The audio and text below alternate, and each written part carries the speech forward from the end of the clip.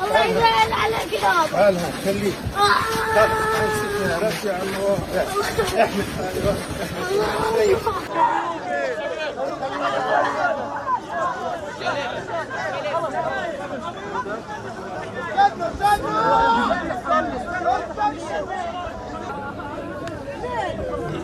بعبد يا حبيبي يا انتو على ولا انتو. Good evening दोस्तों। जो video आपने अभी देखा वो गाज़ा पट्टी के एक शहर का वीडियो है। इस वीडियो में काफ़ी मार्मिक दृश्य हैं जिसमें दिखाया गया है कि एक बच्चे के पिता को दफन करने के लिए कब्रिस्तान ले के जाया जा रहा है। आजकल इंटरनेशनल मीडिया में एक खबर खूब चल रही है कि कैसे इजराइल गाज़ा पट्टी में काफ़ी भयानक एयर स्ट्राइक्स करवा रहा है। इसके कारण कई आम नागरिक मारे जा रहे हैं जिसमें कई सारे छोटे छोटे बच्चे भी शामिल हैं। आज इस वीडियो के माध्यम से हम समझेंगे कि ऐसी क्या मजबूरी आ गई है कि इजराइल को ये कठोर कदम उठाना पड़ रहा है। इजराइल पैलेस्टीन की लड़ाई के बारे में जानने से पहले हमें उसके इतिहास के बारे में जानना चाहिए, और इतिहास के बारे में जानने से पहले हमें उसकी बेसिक ज्योग्राफी पता होनी चाहिए। जैसे कि हम इस पिक्चर में देख सकते हैं कि इजराइल देश के बीचों बीच पैलेस्टीन देश बसा हुआ है। पैलेस्टीन के दो हिस्से हैं, एक है वेस्ट बैंक और दूसरा है गाज़ा पट्टी। और यहाँ है डेड सी, जिसमें नमक की मात्रा इतनी ज़्यादा है कि इंसानी शरीर भी इस पानी में नहीं डूब सकता। इजराइल देश की जनसंख्या केवल 90.5 लाख है और इसके एरिया करीबन 22,000 स्क्वायर किलोमीटर है। तुलना के लिए मैं आपको बताना चाहूँगा कि भारत के हरियाणा राज्य की एरिया 44,000 स्क्वायर किलोमीटर है, यानी इजराइल देश हरियाणा के आधे बराबर है। ह्यूमन डेवलपमेंट इंडेक्स के रैंकिंग में इजराइल का स्थान 19वां है। तुलना के लिए मैं आपको बताना चाहूँगा कि इसी रैंकिंग में भारत का स्थान 131वां है। अब वर्तमान स्थिति की लड़ाई के कारण को जानने के लिए हमें ये जानना ज़रूरी है कि इसके इतिहास में क्या छुपा है। जेरूसलेम, ये शहर दुनिया का सबसे पवित्र स्थान माना जाता है। प्रॉफिट मोहम्मद ने यहीं से जन्नत की यात्रा आरंभ की थी, इसलिए मक्का मदीना के बाद ये मुसलमानों के लिए तीसरा सबसे पवित्र स्थान है। आज से 3000 साल पहले यहाँ यहूदियों यानी ज्यूज़ का एक बहुत बड़ा साम्राज्य था। जेरूसलेम शहर में उनका एक भव्यशाली मंदिर था। जैसे कि आप देख सकते हैं, जेरूसलेम शहर इजराइल और पैलेस्टीन यानी ये जो वेस्ट बैंक का हिस्सा है इसके बीच स्थित है। अब जेरूसलेम शहर का स्ट्रक्चर हम देखेंगे।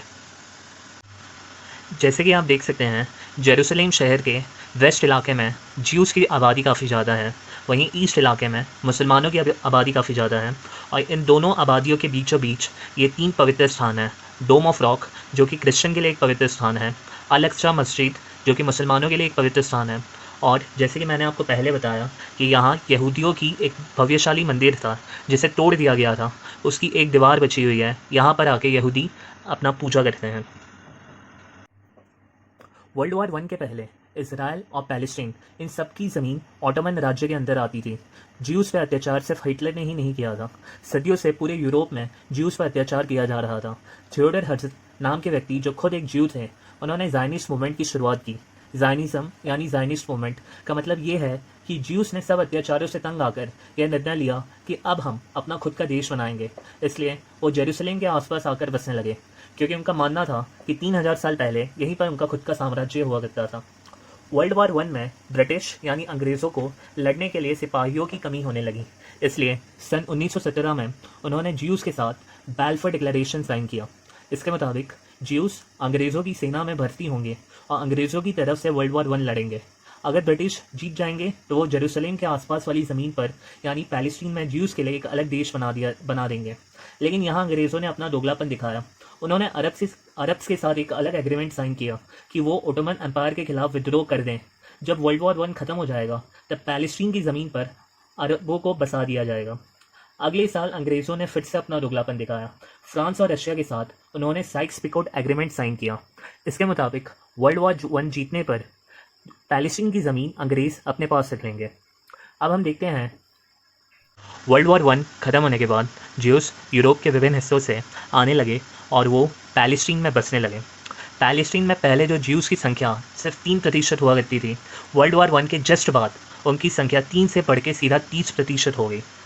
अब आता है वर्ल्ड वॉर 2। जर्मनी में ज्यूस पे काफ़ी अत्याचार किया गया, इसलिए वहाँ के ज्यूस भी भागकर पैलेस्टीन की ज़मीन पर आके बसने लग गए।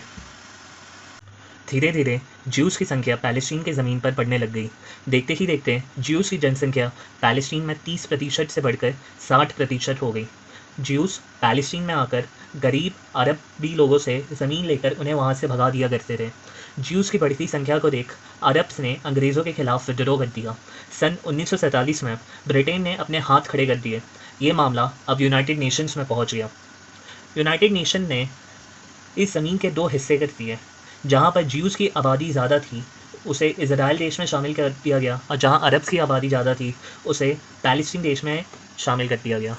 अब हम इस पिक्चर में देख सकते हैं यूनाइटेड नेशंस के रेजोल्यूशन के हिसाब से ये जो भी हिस्से हैं ये पैलेस्टीन में शामिल होंगे, और ये जो भी खाली हिस्से हैं ये इजराइल देश में शामिल होंगे। लेकिन ये डिवीज़न मुसलमान देशों को पसंद नहीं आया, क्योंकि उनके मुताबिक इजराइल नाम का तो कोई देश ही नहीं होना चाहिए। ये तो यहूदी यानी ज्यूस लोग भागकर यहाँ पहुँचे हैं और यहाँ पर कब्ज़ा कर लिया है। इसलिए सन 1948 में इजिप्ट, सीरिया, इराक और जॉर्डन ने इजराइल पर हमला बोल दिया। लेकिन इजराइल ने इस लड़ाई में विजय हासिल की। इजराइल ने और एरिया कैप्चर कर लिया। गाज़ा पट्टी इजिप्ट ने जीत लिया, वेस्ट बैंक का इलाका जॉर्डन ने जीत लिया, और पैलेस्टीन के जो भी बाकी इलाके थे उस पर इजराइल ने जीत लिया। इस प्रकार हम देखते हैं कि इस लड़ाई के बाद पैलेस्टीन का जो वजूद ही ख़त्म हो गया। पैलेस्टीन नाम की तो कोई जगह ही नहीं बची। गाज़ा पट्टी तो इजिप्ट के पास चली गई, वेस्ट बैंक जॉर्डन के पास चला गया, और जो बाकी कुछ एरिया था पैलेस्टीन का उस पर इजराइल ने कैप्चर कर लिया। मुसलमान देशों को इजराइल पे गुस्सा अभी तक था, इसलिए सन 1967 में इजराइल से बदला लेने के लिए इजिप्ट, जॉर्डन, सीरिया इन तीनों देश ने मिलकर इजराइल पे अटैक किया। लेकिन इस युद्ध में भी इजराइल ने विजय पाई। इजराइल ने जॉर्डन से वेस्ट बैंक छीन लिया, इजिप्ट से गाज़ा पट्टी छीन ली, और यही नहीं रुका इजराइल ने इजिप्ट का एरिया भी छीन लिया। सिनाई पेनिनसुला जो फ़िलहाल इजिप्ट में ही है इजराइल ने उसे छीन लिया और स्वेज कैनाल पे अपना कंट्रोल जमा लिया। मुसलमान देश अभी तक गुस्सा है, वो बेहद ही शर्मिंदा महसूस कर रहे थे अपनी हार से। इसलिए सन 1973 में उन्होंने फिर से इजराइल पर अटैक किया। इसे हम योम किपुर वॉर से जानते हैं। योम किपुर ये ज्यू धर्म में एक काफ़ी इंपॉर्टेंट त्यौहार होता है। जैसे हिंदुओं के लिए दिवाली एक काफ़ी इंपॉर्टेंट त्यौहार है, वैसे ही यहूदियों यानी ज्यूज़ के लिए योम किपुर एक काफ़ी इंपॉर्टेंट फेस्टिवल है। और 1973 में उसी फेस्टिवल के दिन मुसलमान देशों ने इजराइल पर अटैक किया। लेकिन इस बार मुसलमान देशों ने विजय हासिल की। इजराइल लूजिंग पोजीशन में आ गया, लेकिन कैसे भी करके इजराइल ने अपनी स्थिति संभाली और ये एक स्टेटस को में आ गया, यानी कोई भी जीत नहीं पाया ये युद्ध। सन 1978 में कैंप डेविड एकॉर्ड्स के अनुसार इजराइल और इजिप्ट के बीच में समझौता हुआ। इस समझौते के अनुसार इजराइल ने इजिप्ट का जो एरिया कैप्चर किया था सिनाई पेनिनसुला और स्वेज कैनाल उसे इजिप्ट को वापस कर दिया, और बदले में इजिप्ट ने इजराइल को रिकॉग्निशन दी। अब रिकॉग्निशन मतलब अभी तक इजिप्ट पहला देश बना था जिसने इजराइल को रिकॉग्निशन दी। आपको ये जानकर आश्चर्य होगा कि आज तक पाकिस्तान ने भी इजराइल को रिकॉग्निशन नहीं दी है। धीरे धीरे सारे मुसलमान देशों ने इजराइल के साथ शांति समझौता कर लिया, लेकिन ये शांति आने वाले तूफान के पहले की शांति थी। पूरे पैलेस्टीन पर इजराइल ने कब्जा कर लिया था। पैलेस्टीनी लोग काफ़ी नाराज़ थे इजराइल से। PLO यानी पैलेस्टीन लिबरेशन ऑर्गेनाइजेशन नाम का एक संगठन बना। इसने आतंकवादी घटनाएं करवाई इजराइल में ताकि उन पर प्रेशर डाला जा सके। आए दिन बस में हुई बॉम्ब ब्लास्ट की खबर सामान्य लगने लगी।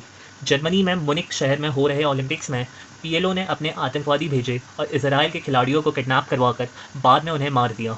ज्यूज़ और पैलेस्टीनी लोगों के बीच 1987 से लेकर 1993 तक दंगे हुए। इसे फर्स्ट इन्फिटिडा कहा जाता है। इसमें 100 ज्यूज़ और 1000 पैलेस्टीनियों की जान गई। इसी समय में हमास नाम के आतंकवादी संगठन की स्थापना हुई। PLO और हमास इन दोनों के इरादे काफ़ी अलग थे। PLO चाहता था कि इजराइल पैलेस्टीन की ज़मीन जो कि 1947 में यूनाइटेड नेशंस ने बांटा था उसे छोड़ दे। वहीं हमास चाहता था कि इजराइल नाम का कोई देश ही नहीं होना चाहिए। वो इजराइल की सरकार को गिराकर पूरे ज़मीन पर अपना कब्जा कर अपनी खुद की सरकार बनाना चाहता था। बढ़ते दंगे और आतंकवादी घटनाओं को देख अमेरिका ने बीच बचाव किया। सन 1993 में अमेरिका ने इजराइल सरकार और PLO को साथ लाकर ओस्लो एग्रीमेंट किया। इस एग्रीमेंट से PLO ने इजराइल नाम के देश को रिकॉग्निशन दी। इजराइल ने PLO को पैलेस्टीन लोगों के रिप्रेजेंटेटिव के रूप में मानते हुए उस पर से आतंकवादी संगठन होने का टैग हटाया। इसराइल ने वेस्ट बैंक और गाज़ा पट्टी पर पीएलओ को सरकार बनाकर शासन करने का हक दिया। इस एग्रीमेंट को करने के लिए पीएलओ के हेड और इसराइल के राष्ट्रपति को उस साल नोबेल पीस प्राइज़ दिया गया था। लेकिन ये शांति आने वाले एक भयंकर तूफान के पहले की शांति थी। सन 2000 से 2005 के बीच दूसरे दंगे हुए, जिसे सेकंड इन्फितिडा कहा जाता है। 1000 ज्यूस और 3000 पैलेस्टीनियों की मृत्यु हुई इसमें। बॉम्ब ब्लास्ट और प्लेन हाईजैकिंग आम बात हो गई थी। इसके बाद इसराइल ने एक बात समझ ली कि चाहे जो भी हो जाए, हम इस समस्या का समाधान कभी नहीं निकाल सकते, हम सिर्फ मैनेज कर पाएंगे चीज़ों को। इसलिए उन्होंने गाज़ा पट्टी से अपनी सेना को वापस बुला लिया। उनकी सेना जैसे ही निकली, वैसे ही हमास, इस आतंकवादी संगठन ने गाज़ा पट्टी पे कब्जा कर लिया। वेस्ट बैंक पे फतह, जो पीएलओ की पार्टी है, उसका शासन है। अब मौजूदा समय में हमास का शासन गाज़ा पट्टी पर है। सन 2008 के बाद गाज़ा पट्टी और इसराइल के बीच 4 युद्ध हो चुके हैं। आए दिन हमास गाज़ा पट्टी से इसराइल पर रॉकेट छोड़ा करता है। इसलिए इसराइल ने गाज़ा पट्टी को पूरी तरह से ब्लॉक कर दिया है। अब हम देखेंगे कि इसराइल ने हमास के द्वारा गाज़ा पट्टी से छोड़े गए रॉकेट से बचने के लिए क्या उपाय निकाला है।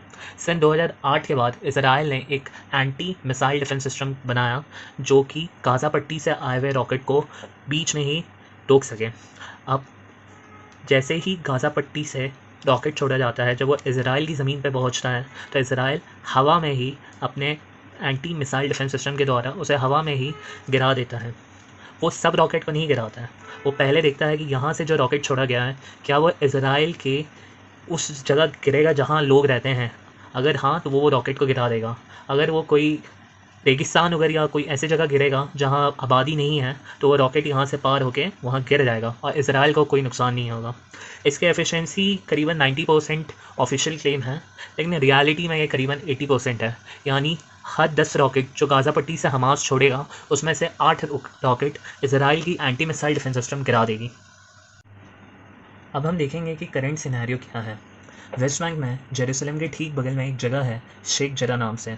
हाल फिलहाल में इसराइल के सुप्रीम कोर्ट ने एक फ़ैसला लिया है कि शेख जरा से अरब्स यानी पैलेस्टीनियों की आबादी हटाकर ज्यूज़ की आबादी बसाई जाए। इस फैसले के विरोध में वेस्ट बैंक के अरब लोग प्रोटेस्ट करने लग गए। 7 मई को ये प्रोटेस्ट काफ़ी हिंसक हो गया। इन लोगों को भड़काने के लिए कुछ कट्टर ज्यूज़ ने रैली निकाली थी 7 मई को, जिसमें वो नारे लगा रहे थे, डेथ टू अरब्स। 10 मई को उनकी एक और रैली निकालने वाले थे जेरूसलम में। इसराइल की पुलिस ने 10 मई को अल-अक्सा मस्जिद में घुसकर रबर बुलेट्स चलाए और स्टंट ग्रेनेड फेंके। इसके लिए उन्होंने सफाई पेश की कि मस्जिद में अरबियों ने पत्थर छुपा कर रखे थे ताकि वो रैली में लोगों पर फेंक सकें। अब ये हमें पता है कि अल-अक्सा मस्जिद मुसलमानों के लिए काफ़ी पवित्र स्थान है। इतने पवित्र स्थान पर इतना कुछ हो गया, ये देखने के बाद सारे मुसलमान गुस्सा हो गए। हमास, जिसका कुछ लेना देना ही नहीं था इस मामले से, वो इसराइल पर रॉकेट फेंकने लग गया गाज़ा पट्टी से। बदले में इसराइल ने गाज़ा पट्टी पर एयर स्ट्राइक्स करवाई और ये सिलसिला आज 14 मई तक चला आ रहा है। यानी आज तक गाज़ा पट्टी से हमास रॉकेट फेंक रहा है और बदले में इसराइल गाज़ा पट्टी पर एयर स्ट्राइक्स करवा रहा है, जिसमें कई मासूम लोगों की जान जा रही है। अब हमारे मन में ये सवाल आता है कि इनमें से कौन सही है, कौन गलत है। तो इसका कोई जवाब ही नहीं है। अगर हम इसराइल से पूछें कि वो एयर स्ट्राइक्स क्यों करवा रहा है गाज़ा पट्टी में, जब उससे पता है कि कई सारे मासूम लोग भी मारे जा रहे हैं, तो वो बोलेगा कि सबसे पहले हमास ने शुरुआत की थी। अगर हमास से पूछा जाए तो वो कहेगा कि सबसे पहले इसराइल ने शुरुआत की थी अल-अक्सा मस्जिद में गोलियां और स्टंट ग्रेनेड्स फेंक के। अगर इसराइल से पूछा जाए कि आपने ऐसा क्यों किया था, तो इसराइल बोलेगा कि ये हमारा फ़ैसला नहीं था, ये हमारे सुप्रीम कोर्ट का फ़ैसला था। और ये गोल गोल घूम के ये पूरी बात हिस्ट्री में आ जाती है। इसलिए इसका कोई डेफिनेट आंसर नहीं है कि कौन सही है, कौन गलत है। लेकिन एक बात तो कही जा सकती है, 1947 में यूनाइटेड नेशंस ने पैलेस्टीन इस लैंड को ऐसे डिवाइड किया था, ये है पैलेस्टीन देश वाला हिस्सा और ये है इसराइल देश वाला हिस्सा। लेकिन इसराइल ने इतने अटैक्स किए हैं कि आज हालत ऐसी है। ये है वेस्ट बैंक वाला हिस्सा, ये है गाज़ा पट्टी और ये पूरा इसराइल है। तो ये तो हम कह सकते हैं कि इसराइल ने इल्लीगली काफ़ी लैंड कैप्चर करके रखा है। और बात करें कि कौन सही है, कौन गलत है, तो इसका कोई आंसर नहीं है। पूरी दुनिया 2 हिस्सों में बट गई है।